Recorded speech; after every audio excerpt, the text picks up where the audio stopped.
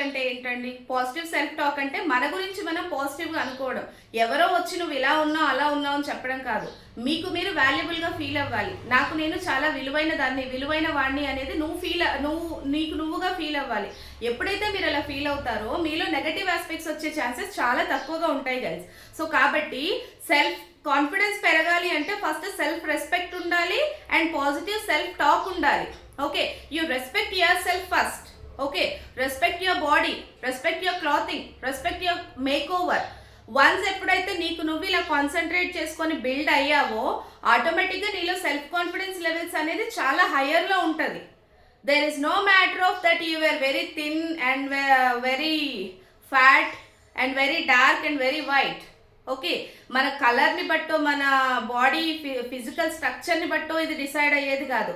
So you know what are your plus points and negative points.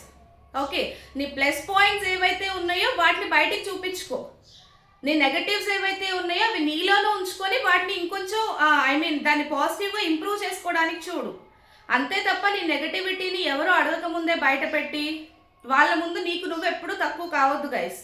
So always you must build yourself in a positive way to have a better and happy life.